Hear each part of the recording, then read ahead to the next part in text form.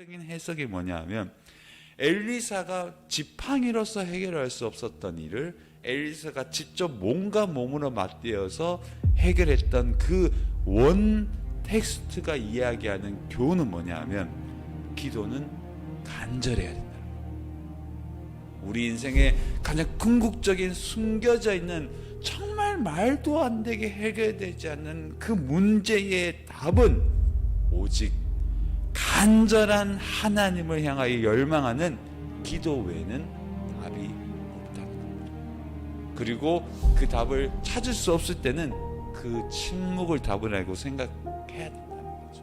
그러나 수넴 여인은 기도의 응답을 받아서 그 아이를 살게 하고 엘리사조차도 숨겨져 있었던 그 기도의 제목을 직접 경험함으로 말미암아 수넴 여인은 진짜 하나님이 살아계시다는 것을 경험했고, 엘리사는 내가 아무리 기적을 베푸는 선지자라도 숨겨져 있는 그 뜻을 알고 깨닫는 것은 하나님의 영광 가운데 나도 또한 최선을 다해야 된다는 것을 깨닫는 거죠. 이 한 사건으로 놀라운 하나님의 사람조차도 겸손해집니다. 수넴 여인은 놀라운 하나님을 만나는, 여러분 인생 가운데 가장 최고의 축복은 결국 하나님을 만나는 겁니다. 할렐루야.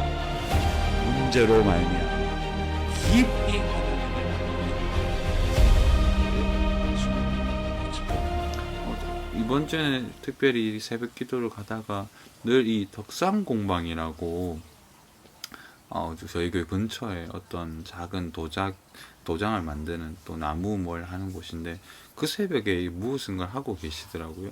그 청소차도 지나가고, 이 새벽 길을 가다 보면 정말 바삐 움직이는 많은 사람들, 요즘에 뭐 쿠팡 같은 경우에도 새벽 배송이 있고 여러 가지 뭐 자본 때문에 하는 것이기도 하지만, 그 새벽에도 잠잠하지 않고 삶의 역동적으로 돌아가고 있다는 것과 우리가 잘 아는 것처럼 예수님께서도 늘 새벽 기도는 아니지만 밤이 새도록 기도한 적도 많으시고, 배고픔과 굶주림과 피곤함에도 불구하고 마가복음에 보면 모든 제자를 산 아래에 놔두고 하나님과 교제하기 위해서 홀로 그 산으로 올라가신 걸 보면, 기도라는 게 굉장히 우리 안에서 이 지난주에 배운 대로 홀로 하나님과 독대하는 시간이 꼭, 우리는 주기도문을 익숙하게 안다고 생각하고 생각보다 많은 설교를 들었고 좀 어느 정도는 또 알 수도 있습니다. 그리고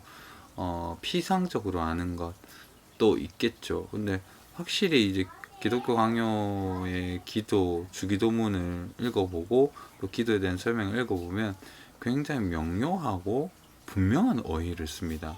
뭐 단적으로 하늘에 계신 우리 아버지여라는 이 문장을, 기도문을 칼빈이 해석할 때 하늘에 계신 우리 아버지 할 때, 하늘에 계시다는 것은 우리와 말할 수 없는 구별된 영원하시고 영광스럽고 온전하신 하나님이라는 절대적인 다름에 대해서 이야기하는데, 그것을 노골적으로 그렇게 표현하고, 우리 아버지라는 표현은 나만의 하나님, 개인주의화된 그 하나님이 아니라 공동체적이고 교회적인 부르심으로서의 하나님을 우리라고 부르고, 그분은 진짜 우리 모두의 공동체로서의 형제 자매로서의 교회의 머리 대신 예수 그리스도 안에서의 하나님과 더불어 함께하는 교제, 그 아버지라고 이야기를 하죠.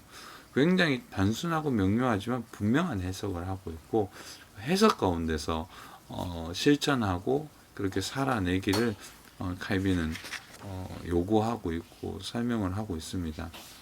텍스트가 어려운 것이 아닙니다. 생각해보면 이 주기도문의 텍스트나 칼빈의 이 주기도문 해설이 어렵다기보다는 오히려 그것을 실천적으로 고백하고 그것을 실제로 실현하는 것이 굉장히 어려운 거죠.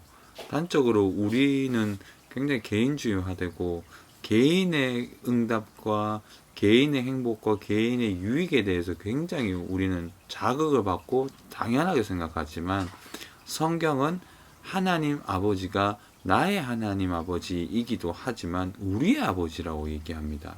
예수님은. 우리가 나 개인의 회심과 중생과 은혜와 축복을 받는 것은 사실 원래 성경적인 맥락에서의 뿌리가 아니라 미국에서 건너온 약간 개인주의화된 개신교에 대한 뿌리 깊은 내성인 거지 사실은 성경적이라고 볼 수 없죠.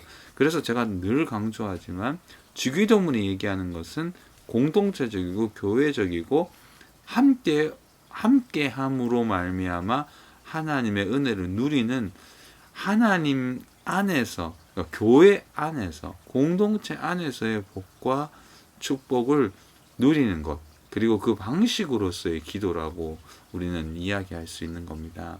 즉 우리가 왜 교회에서 기도하는 게 중요하고 서로가 서로를 진리 안에서 오늘 텍스트에도 나오지만 우리는 진실을 이야기할 때 서로가 감동을 받고 뭔가 큰 은혜를 깨닫거든요. 왜 마가의 다락방에서 12제자들과 여러 많은 하나님의 사람들이 모였을 때 성령이 임했을까요? 왜 같이 모여 기도하기를 힘쓰라고 했을까요? 그리고 성령이 임했을까요? 홀로 있을 때 임하지 않으시고. 왜냐하면 그게 교회됨의 원리와 진리됨의 원리가 그러합니다. 그래서 우리가 공동체로 한두 사람이 모인 곳에 예수께서 홀로 있을 때도 함께 하시지만 한두 사람이 모였을 때 거기에 내가 있다는 것은 뭐냐? 공동체적이라는 거예요. 그렇기 때문에 굉장히 중요한 원리가 뭐냐면 하나님 아버지를 함께 부르는 형제 자매가 함께 모여 기도하고 예배하는 곳에 하나님의 영광과 하나님의 뜻과 하나님의 계시와 은혜가 풍성해진다는 거죠. 그래서 우리는 늘 모이기를 힘써야 되고 교회 안에서 기도회와 교회 안에서 열렬한 하나님의 말씀을 붙잡고 기도하는 것이 꼭 필요하다는 겁니다. 이것 하나 깨닫는다면 이것만으로도 굉장히 우리는 큰 도움을 받을 수 있다는 생각이 들고요. 오늘 사실 저는 그 부분을 강조하고 싶고 이후에 이제 오프라인으로 강의할 때는 차차 몇 가지를 설명하겠지만 가장 중요한 것은 우리는 개인주의화된 신앙생활과 개인화된 복을 누리는 것과 지나친 개인주의적인 성과주의고 성취주의고 자기 만족적인 개신교의 외피를 벗어내야 된다는 거죠. 저는 그걸 강조하고 싶습니다. 오늘 주기도문이 바로 그 얘기를 하고 있고 여러분들에게 그런 강조점을 얘기해 드리고 싶습니다. 여러분 이제 3번째 시간인데 마지막 수업이 얼마 남지 않았는데요. 여러분들 기도 제목 나누고 하는 것이 교제 나누는 것이 왜 중요하냐? 단순히 그냥 나눔이 행복하고 이런 거 당연하게 그런 것도 있지만 진짜 중요한 원리가 거기 있어서 제가 계속 나눔의 시간을 강조하고 있는데요. 함께 모여 함께 진실을 이야기하고 함께 어울릴 때 그곳에서 하나님의 임재를 경험할 수 있기 때문에 단 전제는 하나님의 말씀의 진리와 더불어 말씀 안에서의 교제인 거죠. 그냥 뭐 세상 이야기, 그냥 잡다한 얘기, 그냥 재밌는 얘기, 서로 내적인 상처를 그냥 쏟아내는 그런 얘기가 아니라 하나님의 은혜와 말씀 안에서 서로 말씀 안에서 함께 어울려서 공명하는 그런 은혜를 느껴봐야 된다는 겁니다. 말씀이 중심이 있는 교제, 하나님이 중심된 그 교제, 바로 그 교제를 이번 주에 한번 공부해보고 나눠보려고 합니다. 금요일날 또 건강한 모습으로 뵙도록 하겠습니다.